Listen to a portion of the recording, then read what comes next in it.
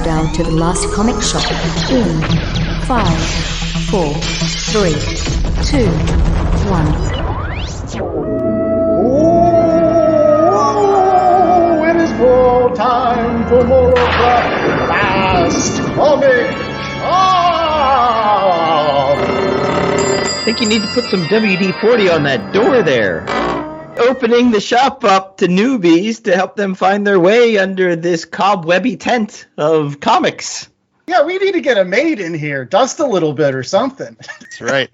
We're keeping the lights on as well for the oldies. So old, some might say, undead. Oh, are they our mummies or our daddies? Aye, aye, aye. Insist. I'm the host with the most, Andy Larson. I'm joined by Chad Smith and Jay Scott. And again, we're hoping that you're enjoying this lead up to the wonderful second most popular holiday now ever after Christmas. Like, it's like Christmas and Halloween, and then that's it. Like, Thanksgiving's been put in the rear. It depends on who you talk to. Either way, they all start like 4 months before the day actually happens. Yeah. Seriously, I joked about it that, like, people were getting out their Halloween stuff right after Labor Day, but no, there were people getting their Halloween stuff out right after Labor Day. They're like, nah, it's time for pumpkin spice and sexy Pumpkin Halloween heads. costumes. Those Halloween stores that occupy vacant mall stores. Yeah. Where do they come from? Where are they the rest of the time? They have like these vans and they just drive around with nothing in the back except all the Spirit Halloween stuff. They're like gypsies on the road. That's a used Rite Aid. We can set up shop there. But in any case, again, we're hoping that you're enjoying all this month. We've got Halloween sort of related books, except actually the week of Halloween, that's going to be a Black Adam book. I don't know why The Rock put out his movie then. Because everybody wants to dress like The Rock. It's Halloween still. All right. We're all hawk week, men and women and rocks. This week is no different. We've got another wonderful Halloween kind of related, and it's one that we have been talking about, I have to think like a year at this point. I think last Halloween we said we were going to do this, and finally this week you get it. Chad, it was your pick. What are we reading this week? We are reading the best Punisher story of all time. Well, half of it. We'll get into that. We are reading Frankencastle. Much to J.A.'s chagrin, or maybe, I don't know, maybe actually now that he's read it, he actually likes it. I don't know. We'll get to that when we get to our review. But for the opening segment of today's show, I thought that we would trick-or-treat some of our fans by doing another weekly poll recap. Right, J.A.? Yeah, we just did polls last week. I don't have any data yet. Give me some time to get some data. Well, if you don't have polls, then what do you got for us instead? Didn't people reverse poll us? We got all those questions in from fellow podcasters. Oh, yeah, we did. Some folks were feeling sad that our Archive Rama 3000 broke down and that we lost all of the voicemail messages. So, yeah, they decided to send us other ones. So today, I guess, yeah, on today's program, it'll be a treat to basically plug some other podcasts by saying these are wonderful folks that we interact with on social media, and they have wonderful shows, and they were nice enough to write some questions for us. So first off, we're going to start off with Galactic Dads. We're all dads on this podcast, maybe not as galactic as they are, but they're definitely cool folks, and they've got a wonderful show out there, so make sure that you check them out. But here was their question. Hey everyone, it's B from the Galactic Dads podcast. I'm happy to be on the Last Comic Shop podcast with a good question for you guys. Given the recent passing away of three great all-time comic book artists, we're talking Neil Adams, George Perez, and Tim Sale, what is your favorite piece of cover art from each of those artists, and why? And then my next question for you guys is, what is the best comic book crossover of all time? I'm dying to hear it. I can't wait to hear you guys answer this on the podcast. Thanks so much, guys. All right, so those were the questions. So I guess, in the interest of time, I think we won't give all of our favorites from each of those wonderful artists. I think each of us should take one, right, guys? So why doesn't J.A. go first with George Perez? Well, when I think of George Perez covers, obviously you've got that incredible Crisis on Infinite Earths cover with Superman holding dead Supergirl. Another really great one was he did Infinity Gauntlet #1. Yeah. But I gotta say my favorite cover is the new Teen Titans 39 with Robin and Wally West, Kid Flash walking away, and their costumes are just thrown across the cover, and all you see is their backs as they're walking away. They've quit the new Teen Titans. And Robin's shirt is hanging off the T of the new Teen Titans logo, and the rest of the panel is all white. So all these costume bits are just popping off the page. It's just great. Nice. All right, Chad, what's your favorite Neil Adams? Oh, Neil Adams is almost difficult because he's done so much great work, whether it was the Batman Ra's al Ghul stuff, or there's a really awesome World's Finest with Superman with green, like kryptonite hands punching Batman. But really, it has to go to the best cover of the best comic of all time, Superman versus Muhammad Ali. I have not looked at a cover longer and more than I have looked at Superman versus Muhammad Ali, and every time I examine it, I find more to it. And it's just so fun and so of its time. Neil Adams is just at the peak of his craft when he was making this cover. It is a thing of beauty. It's the best one. We did a whole part of a show just talking about that cover with all the cameos, and yeah, you're right. I'm still looking for John Wayne with a mustache. Well, for Tim Sale, just like Neil Adams and George Perez, tons of really great ones. I can think of like the cover for Spider-Man Blue issue 2 with Spider-Man in kind of the foreground, and he's swinging, and you've got Gwen Stacy's blonde hair and beautiful face in the background. That's a wonderful cover. You've got the cover for Daredevil Yellow, book 3, Stepping into the Ring, where Matt Murdock's shaking hands, and you've got, the yellow Daredevil in the far background. But honestly, one of the most interesting covers, and I think it fits because of the Halloween season we're going through right now, is the cover for the first issue of Batman Long Halloween, which is just basically a black cat curled around the most demonic-looking jack-o'-lantern that you'd ever want to come across. Like, it is a sincerely wonderful image. It doesn't have a superhero on it, but it conveys a lot of that gothic horror that series will be famous for.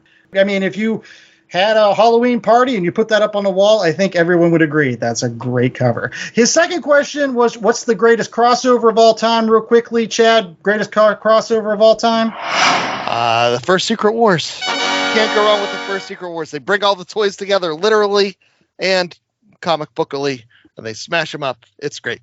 Okay, J.A., best crossover? Obviously, Deathmate. I think I'd have to go. I really liked Valiant's crossover, the original Unity crossover, but I think I've got to go to Infinity Gauntlet. Well, I think I'll stay with Marvel. And again, I will say New Teen Titans X-Men, that's a really great crossover, like an awesome crossover. But the one that I still remember the most is actually the second Secret Wars, especially now that the incursions are a big thing. Like, my gosh. Wait, stop. You do not mean Secret Wars 2. You mean the second Secret Wars. Right. The Jonathan Hickman. Hickman's, and yes, it was because I read all of Fantastic Four, as I've mentioned before, all of the Avengers leading up to it, and that was such a capstone to that awesome, like, nearly a decade of reading comics. That last issue, and Everyone Lives, still some of the best comic booking I've ever seen. Yeah, and I'm going to change my answer. No, you were right. The X-Men versus Teen Titans crossover is one of the best comic books of all time. Yeah. So that's my pick. Done in one. Beautiful. All right. Well, we've got our second question here, and this one actually comes from the Online Warriors who just typed it out. So I'll read it, for everyone here, so give me 1 second. If there was one comic being created about your life, who would you want to draw and write it?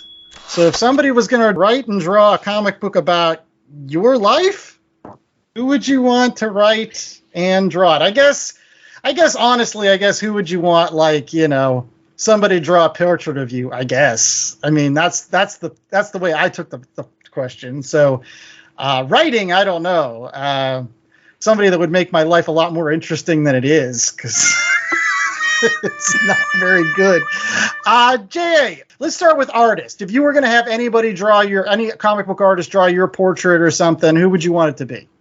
Oh, I had an answer, and now I've gone back on that answer, because my answer was going to be I was going to do an writer artist. Then boom, I've got them both covered by one guy. But portrait wise, if I had one portrait by a comic book artist to hang in my house, I would want a Bill Sienkiewicz. Ooh, nice. That is a good pick. Won't lie, that would look interesting. Chad? So actually, I have my whole team picked out already. And I'm just going to say, because I have the whole team, it's why I'm not picking Rob Liefeld. Otherwise, that'd be my go-to. But my team has already been a pre-formed comic team. You've seen their work on Daredevil. You've seen their work on Black Widow. You've seen their work on Captain America.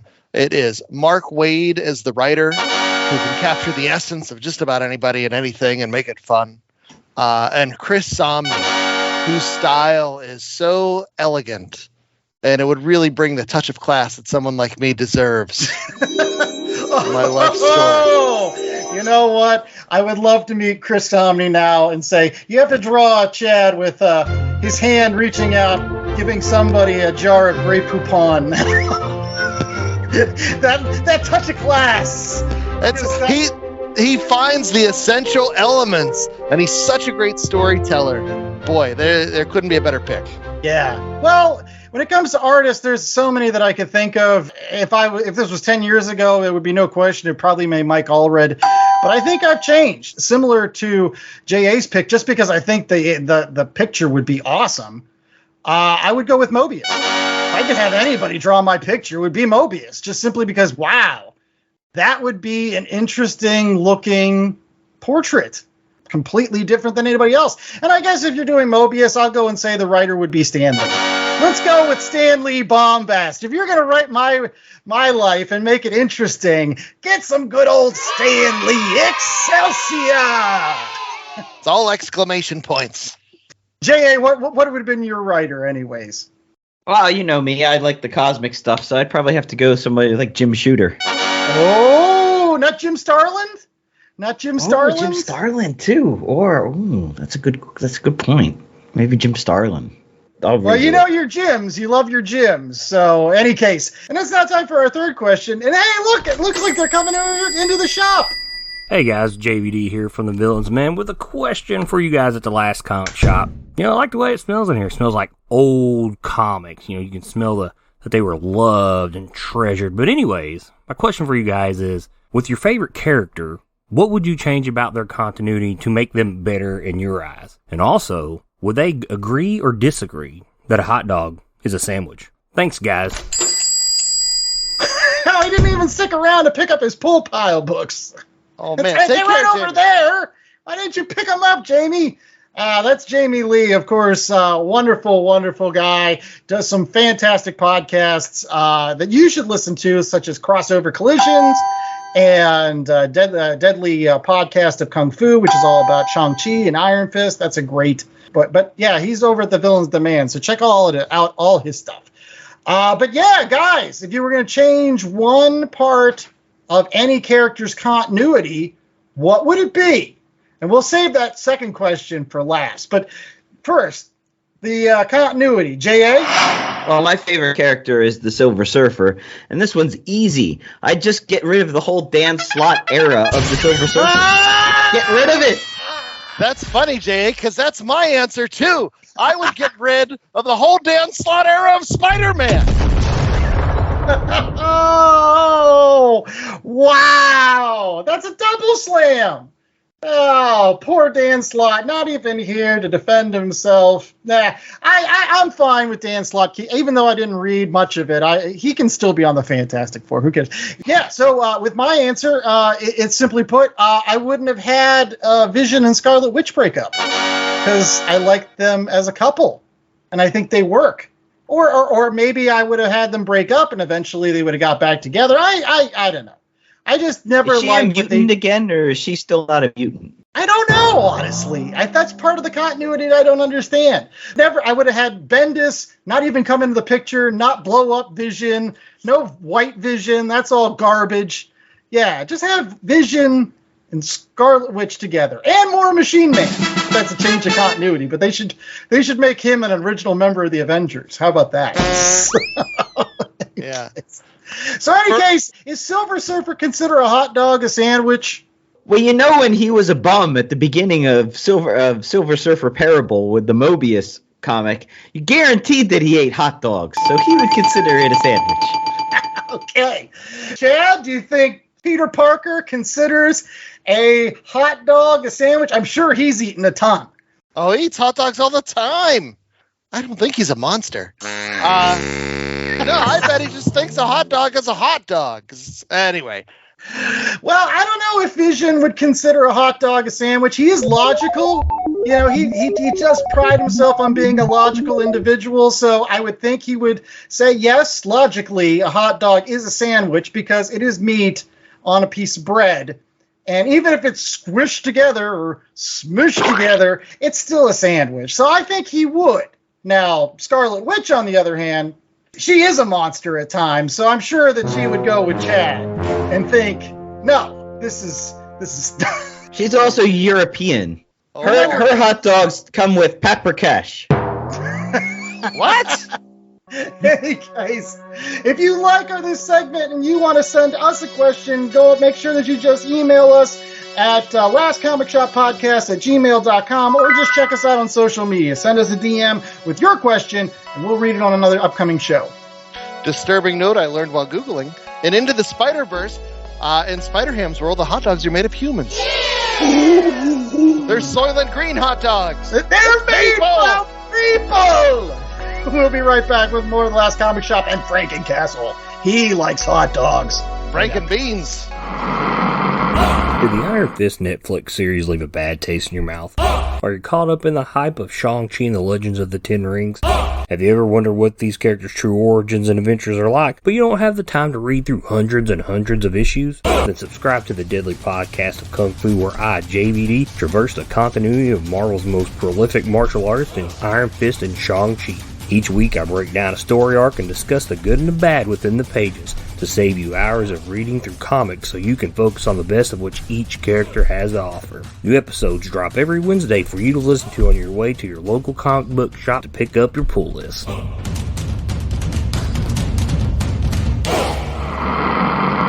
Hi everyone, I'm Nerd Bummer. And I'm Tactic, and we're two of the hosts of the Online Warriors podcast. Our podcast started as a way for three best friends to keep in touch and discuss their nerdy hobbies like movies, gaming, tech, and more. Since then, we've grown into a great community. Every Wednesday, we chat about the latest nerdy news before getting hands-on with our weekly nerdy adventures. And don't forget our high-stakes trivia game. Come join the fun at onlinewarriorspodcast.com and every major podcast platform. And now, back to the show. All right, we're back with more of The Last Comic Shop, and it is now time for a Read Pile Review. Yes, instead of giving you candy at The Last Comic Shop, we give you comic book talk about stuff that we read that maybe you have, maybe you haven't. But at the end of the episode, I think you should go out to your local comic book shop and pick up because it's maybe good. I don't know. We haven't got to that part of the show yet. In any case, we're doing Frankencastle with the Legion of Monsters, which is great because I love the Legion of Monsters. So I've been looking forward to this one for a long time. In any case, Chad, who did this? Which the version that we read is the complete collection, so it has everything. So yeah, it spreads out over about 12 issues. You start off with Dark Reign, The List, The Punisher by Rick Remender, John Romita Jr., and Klaus Janson. And then you get into the Punisher series proper. and it has issues 11 through 21. And there's also a crossover with Dark Wolverine. Is it Dakin? Dakin? I'd say Dakin. Yeah, Dakin would have an eye. Dakin. Anyway, so Dark Wolverine issues 88 and 89. So on the Frankencastle series, issues 11 through 14, 16, and 19 are written by Rick Remender with art by Tony Moore, with Mike Hawthorne and Dan Barrington providing extra breakdowns or painted pages. Punisher 15 and Frankencastle 17 are written by Rick Remender with art by Roland Boschi. Frankencastle 18, the artist was Jeff Hefte Paulo. On to Dark Wolverine, that was written by Daniel Way and Marjorie Liu with art by Steven Segovia and Paco Diaz with inks by Cam Smith, Guillermo Ortego and Paco Diaz. On Frankencastle 20, we're back to Rick Remender writing with art by Tony Moore, Paco Diaz, and John Lucas. And then Frankencastle 21, it was Rick Remender once again with Dan Barrington, Andrea Muti, and Luca Malison on art duties. That is quite a lot of creators on this particular project. Will our 10-cent synopsis be just as long, J.A.? I don't think so, honestly. No, it's essentially Frankencastle the Punisher is killed, dies, is brought back from the dead by the Legion of Monsters. They bring him back as a Frankenstein monster. There's also a monster hunter that is killing all monsters, and Frankencastle helps defend and fight with the Legion of Monsters against the monster hunter and his stereotypical Japanese monster hunter bad guy soldiers who all run around saying hi all the time. The Science Squad. Yeah. Hey, they've had their countryside destroyed by kaiju so many times. I feel like they have some sort of need for revenge, I would think. I mean, that's just me. And again, this is kind of a tale of two books for me, honestly. I think that's where I'm going to start off my initial thoughts, is that, boy, there were some issues in this that were really great. I'll start off with that first issue with basically this fight between Wolverine's kid, Dakin. It's like Dakin and eggs. No. It's no. The reason I love that so much is because it's got wonderful John Romita Jr. art and things. Brutal John Romita art. It's gorgeous still, and it's like, if anything, this amazing Spider-Man run that's currently going on has rekindled my love of John Romita Jr. art. So I was like all excited to read this. And I was like, ooh, this looks good. And it's a good fight. And Punisher gets his ass kicked, which is something I've always wanted to see, honestly. So, and then that bleeds into the next couple of issues, which are wonderful. There's a lot of ideas that Rick Remender is playing with in those next couple issues. Like, he builds, like, the Legion of Monsters have their own city and their own civilization, and they all work together and kind of support each other, and it's really nice. And Frankencastle is kind of like, it's almost like one of those Sergio Leone westerns where he's like the gunslinger that's brought in, hired by the farmers, except he's made into a Frankenstein monster, but he's there to save the town, pretty much, from this monster hunter. So it's really cool. And it's got an interesting villain. It's got an interesting Punisher as he tests to take these pills. I'm gushing about those first couple issues because the rest of it is But let's get to J.A. and Chad. I'll save my criticisms for after they say. What did you think of the first couple of issues here, guys? Well, they had me where they do the Cannonball special, but instead of Colossus throwing Wolverine, it's Frankencastle throwing Man-Thing. That was awesome. It was kind of like Donny Cates. Like, you know what I mean? It was like that batshit crazy stuff from the 90s that you just wanted to see in a comic book, but you didn't know you wanted to see it until it actually happened. What blows my mind about this whole thing is this is happening in continuity. This isn't like something that's some out there special, dark world DC thing that's not real. This is continuity, Frankencastle. Yeah! They literally killed him, and then they find a way of bringing him back, and it all kind of makes sense, and he goes through this story arc. Chad, what did you think of the first couple issues? I should preface all of my statements by saying I hate the Punisher as a character. as a leading character, I should say. Just because, for whatever reason, the Punisher is the one guy that strains credulity for me, where this guy, there's no way he should be more than just, guest appearance every now and again. But, like, if he was out there consistently shooting criminals, eventually somebody's going to shoot him in the face. Yes. I don't know why that's always bothered me. And every other superhero thing I let go. So this story, it starts off with that brutal John Romita fight scene, which it's John Romita art in the rain, which is the best John Romita art. But no, it is so brutal and so vicious and so just tough guy cool. If you are going to enjoy a Punisher story, like, this is one for you. And this was also one of my favorite times in comic books, because you're coming out of Civil War, and then Norman Osborn is rising up to power. And what's the first thing he do once he gets power? He takes S.H.I.E.L.D. and turns it into Hammer and goes after everybody who's ever wronged him. But from there, they take the Punisher's character that I didn't like, they chop him up into bits, and these monsters come and they reassemble him. It's so fun, and it plays with the ridiculousness of the Punisher and that whole idea in a way that's entertaining and actually makes me care about the Punisher, because he's doing stuff, because, he wants to be the hero, because he wants to help. And they keep drawing the parallels between him and the main villain and be like, oh yeah, these monsters killed his family, and so now he's hell-bent on revenge. And like, remind you of anybody? Yeah. And, the Punisher's the one guy who doesn't know fear when he touches the man thing, and so he can do the cannonball special. And Morbius has the Bloodstone, and he's not telling anybody, and it's like, for the most part, these monsters are this family, but you can see them screwing things up all the time. And I'll admit, whenever I sat down this week to read my books, I wasn't even really feeling it. I was like, oh, I have to read Frankencastle.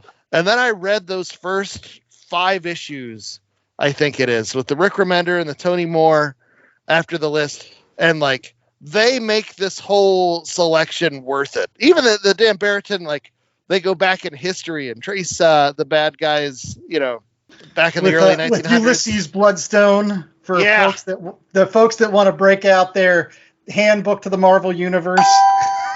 And yeah, it's so much fun, and it's so ridiculous, and it's great. And then Frank leaves the island, and it becomes traditional Punisher stories for a bit. And it's like, oh, this sucks. Well, before we get to that, because I'm going to say it the same thing, J.A., did you have anything else to say about those first couple issues? Anything more to gush? Being a big X-Men guy, I love that it was set in the old Morlock tunnels, and you even had some Morlocks, so there was a bit of sort of parallels between the monsters being extinguished by the monster hunters and the Morlocks being extinguished by the Reavers, and I like that. And they played with that. They even had a character who's in the original Mutant Massacre, that little mutant kid shows up, and he's the one to sort of bridge the gap and bring Frankencastle, who just wants to go away and doesn't want to bother with any of these things. He gives him some skin in the game because he bonds with Frankencastle, and Frankencastle bonds with him. He shares a Snickers bar with him, like in those commercials. Aww. Yes. And then he gets shot and killed, and Frankencastle's angry.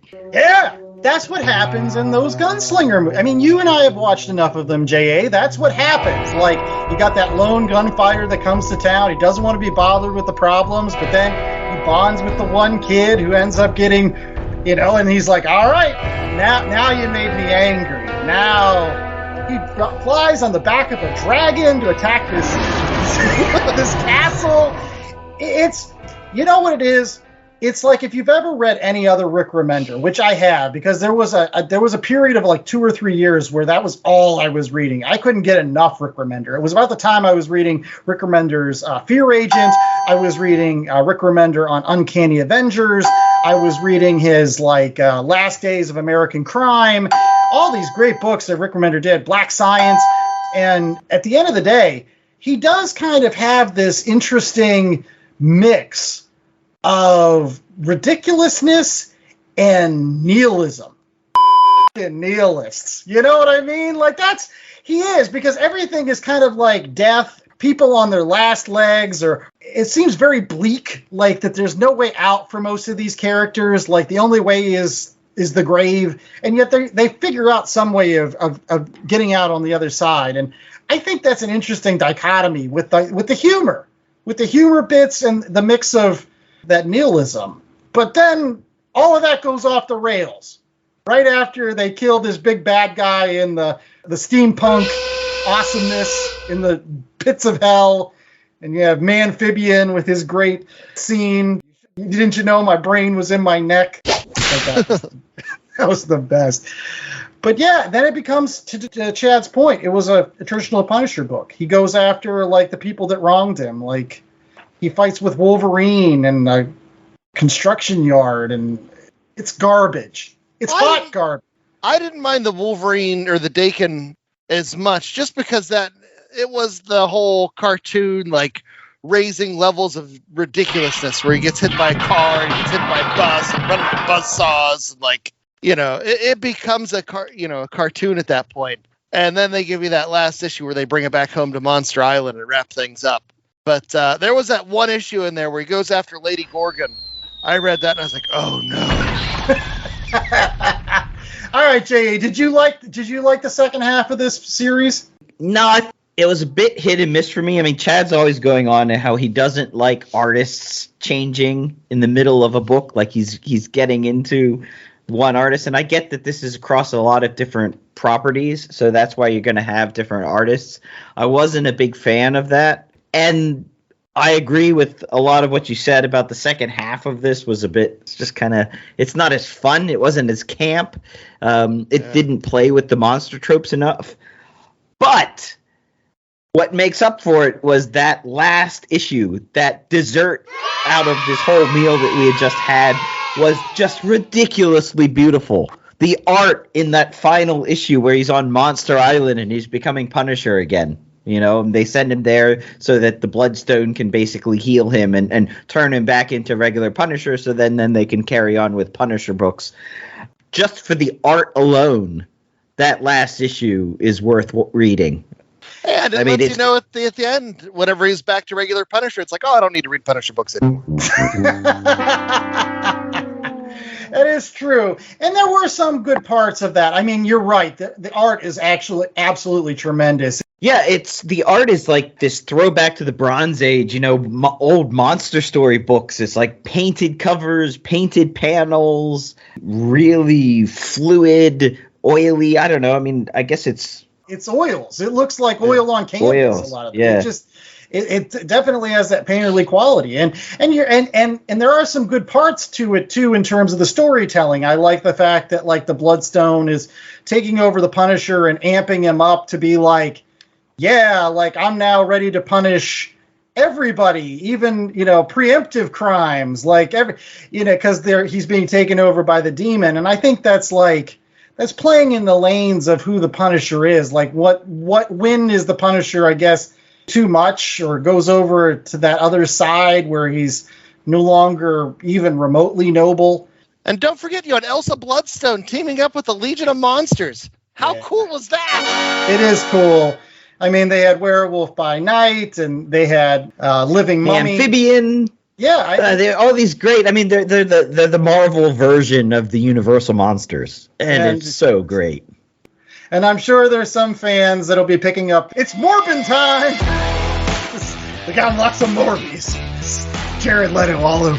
No, it's... In any case, we'll be right back with more of the Last Comic Shop right after these commercial breaks. We're going to get our ratings for Frankencastle, so stay tuned. Has this ever happened to you? You're in bed, drifting off, and suddenly think, who would win in a tug-of-war match between Superboy and Merlin? Did Marvel ever try to make a long-haul trucker into a superhero? How would it work out if I named my dog after a D-list supervillain? The answers in order are Merlin. Yes. And Amazing. I'm Jessica. And I'm Mike. And we host the podcast 10 Cent Takes, a show that looks at weird, silly, and cool moments from comics and how they're woven into the larger fabric of history. Moments like the time Superman shilled for Radio Shack. When Archie got tempted by the devil. Oh, and then there was that time that DC Comics gave a superhero AIDS in an effort to be topical. It's always weird around here, but we'd like to think it's also interesting. So come with us and commit random acts of pop culture archaeology, one issue at a time. If you'd like to learn more, head over to 10centtakes.com. Hey, we are back with more of the Last Comic Shop, and it is now time for our ratings, where We hope that you don't toilet paper our house if you happen to like Frankencastle and one of us gives us a bad grading. But, these things happen, and it is that time of year. J.A., what is our 1 out of 4 scale for this week? 1 out of 4 bloodstones. Oh, yeah. Everyone needs to shove a bloodstone into their dying chest. And I ate some whole peanuts once. I had some bloodstones. Ooh. Pepto-Bismol will help with the bloodstone. That's true. So Chad, this was your pick this week. How many bloodstones you giving it, buddy? Yeah. So I love it as long as you stop after issue 16 and then skip ahead to issue 21. So all the Frankencastle stuff on Monster Island, and starting with the list with that brutal scene. And for me, the Punisher only works when he is a monster, even regular Punisher. Like Greg Rucka did a run where he was like a force of nature, or he'll pop up in Daredevil or Spider-Man sometimes just as this thing that comes up and creates chaos. And that is my Punisher. And Rick Remender was able to distill that into, this campy, ridiculous form that worked so well for me. And so because I love the list and issues 11 through 16 of Punisher, I'm going to ignore the stuff that I didn't like willfully. I'm going to say this is 4-star stuff. It's just so fun and ridiculous. Now, if we were to include, ironically, once they rename the book Frankencastle, where it starts sucking, that would drag that number way down. But I'm not going to include it. I'm gonna ignore it. I say skip it. Understand there's a crossover where he fights Wolverine, and that's ridiculous. You want to flip through those pages, that's fine. But don't stay too long. Just go to the good stuff. Because that's where the 4 is. The rest of it, All right. J.A., are you going to rate the whole book? Or are you going to cheat like Chad did? I'm going to rate the whole book because you can't just ignore that giant middle turd when you're looking at. I can. If I was just rating the last issue, it would be a 4. But I'm not rating just the last issue. I'm rating the whole thing. So I'm going to give it 3 bloodstones because it's fun. It's campy. It's the first time that Punisher has ever been comedic, I think. And again, I can't repeat this enough. He throws Man-Thing like a cannonball. It's awesome. That being said, there's this whole story where he's in Japan fighting Wolverine's son, and Wolverine shows up, and Wolverine's son wants to kill Wolverine, but Wolverine, he's still his son, so he can't let anybody else kill him, and then they're always trying to throw somebody into cement, and nothing gets thrown in cement, and then they're all running from the cops, because suddenly the cops are like what are they, high school students out after dark? I didn't understand that. They're superheroes. They're super powerful beings. Why are they suddenly worried that the cops are coming? Anyways, yeah, it's 3. All right. I'm going to go even lower. I'm going to say this is a 2. And part of it is because, again, I was looking forward to this series so much that I felt like, wow, this is going to be the best thing ever. And then it turns out that it was for a little while, and then it was like starting off your Halloween trick-or-treating and getting a couple king-size candy bars. Next thing you know, you go to the next house, and they give you, I don't know, some Necco wafers. In the next house, they give you an orange. And you're like, what is going wrong with this trip? Like, this is getting progressively worse as we go along here. Why didn't I just stop after the couple king sizes? And the problem with the fact that it stops and comes to like this grinding halt with all of that Lady Gorgon and Wolverine's son battles and all that garbage is Rick Remender was building a really interesting universe. He was. Like this whole city where all the monsters live.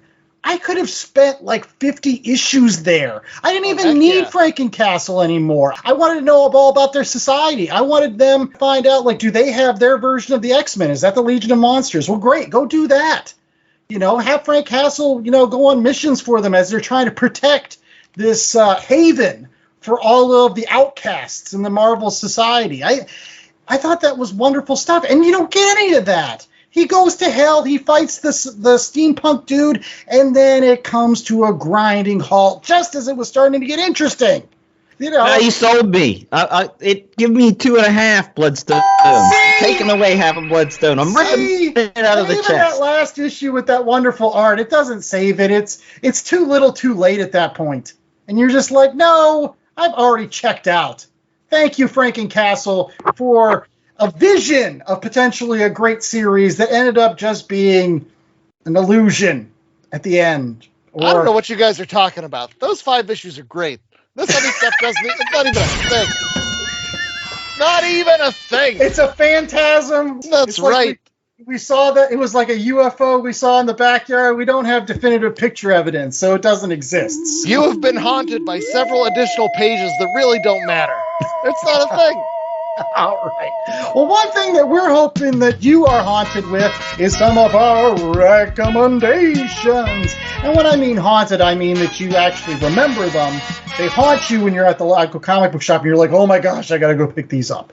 So yeah, we've got a couple of those for you. And we're going to start off with one comic book you can't get through the Halloween season without reading, and it comes from J.A. Scott. So J.A., what is your recommendation? So I am recommending Dark Horse's Hellboy Omnibus Volume 1, Seed of Destruction. This is by Mike Mignola, and it includes Seed of Destruction, which has a script by John Byrne, Wolves of St. August, The Chained Coffin, Wake the Devil, and Almost Colossus. It's the original sort of founding stories of Hellboy. What else can you say? It's great, gothic, perfect for Halloween.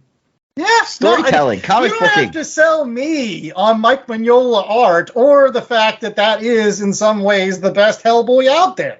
Like, if you're going to read Hellboy, if you've watched the movies or whatever, or you're new to this comic book tent, go pick up Hellboy and pick it up in omnibus and read the really good stuff that started off with, with the big mutant frogs and Rasputin and all that other jazz. That's great stuff. Liz Sherman's in it. Abe Sapien's in it. It's good stuff. Yeah. And great coloring. Dark Horse really did a nice job on the omnibus presentation as well. There you go. All right, Chad, what's your recommendation this week? Wow, mine is the opposite end of the spectrum of the Hellboy. I'm going to your local toy aisle, baby. The story I'm going to recommend is Mech Strike Monster Hunters. You see, last year there was a story called Avengers Mech Strike, where all the Avengers got giant mech suits. There was a 5-issue miniseries, and Kang was there, and it was ridiculous, and it was all kinds of fun. In the sequel, they still have those mech suits, but Dr. Doom has turned all the villains into monsters. So Stephen Strange busts out some weird eye-looking thing, the Kraken's eye, and what does he do? Oh, forgive him. He turns the heroes into monsters, but not just regular monsters, monsters in mech suits. And it is ridiculous. It is still coming out as of the time we are recording this, but you could probably track down the issues involved. And like I said, there is a toy line out there as well. Of course there is. Crazy Monster Loki and Monster Dr. Doom. Just like Frankencastle, this isn't stuff to be taken too seriously, but that doesn't mean it's not a ton of fun for all ages, that sort of thing. But yeah, Mech Strike Monster Hunters. It's worth checking out.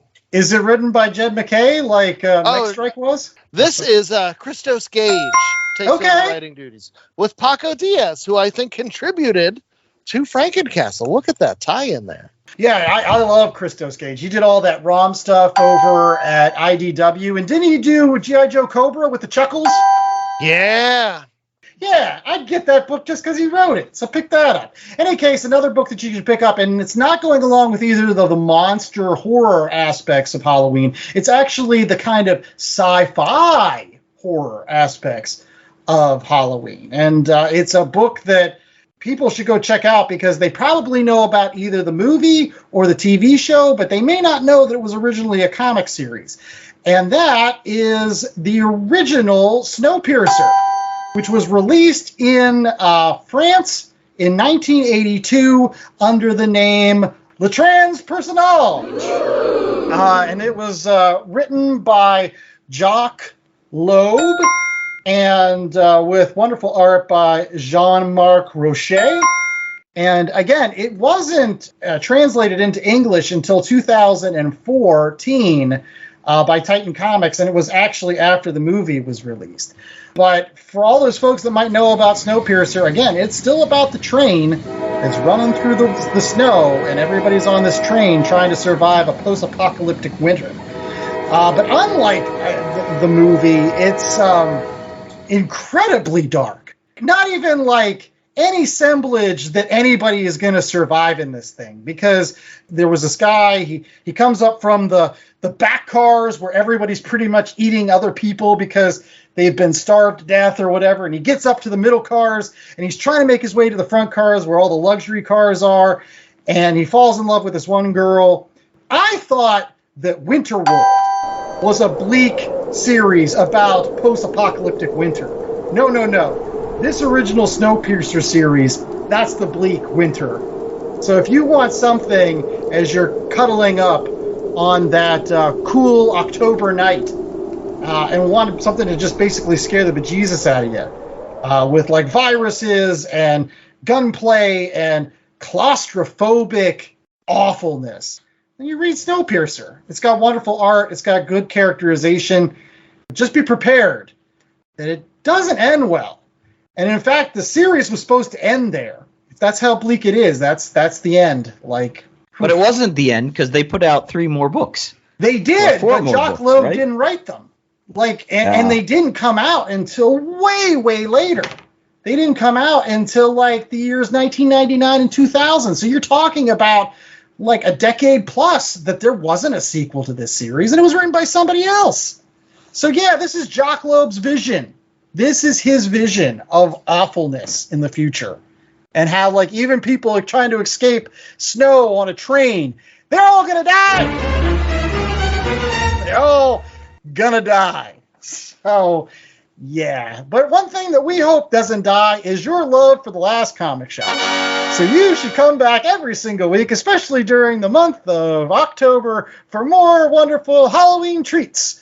More great comic books that have that Halloween event, and also Black Adam, because there's a movie coming out, and that's what we got to do. But in any case, you can go out to www.lastcomicshoppodcast.com, and you can rate, review, and subscribe. We don't have movies for you there, but we do have awesome YouTube videos that you can click on that link and check out anytime you want.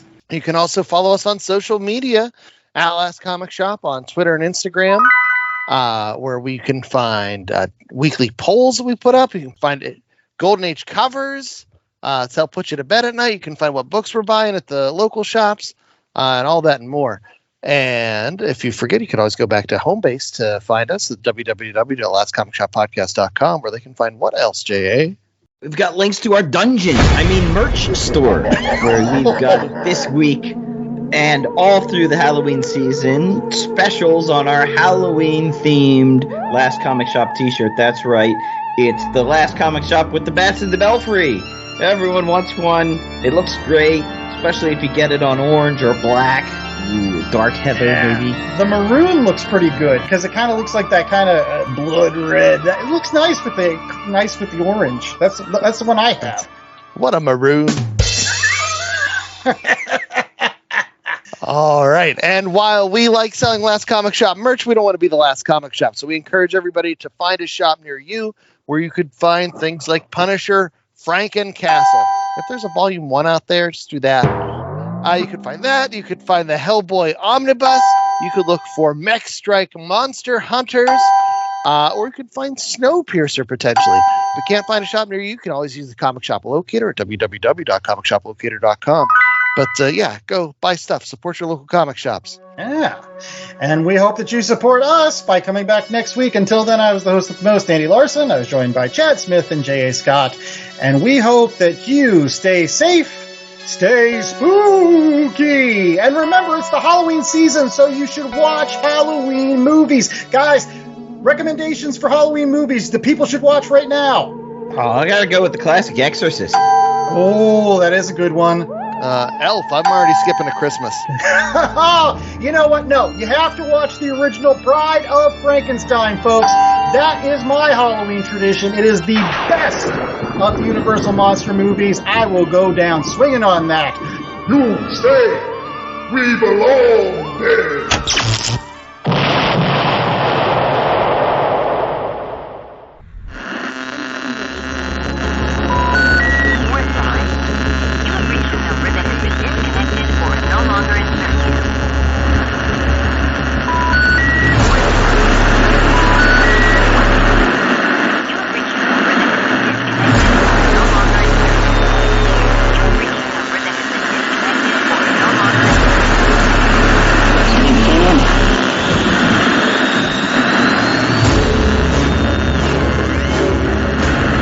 The Last Comic Shop was a 2022 Black Angus production.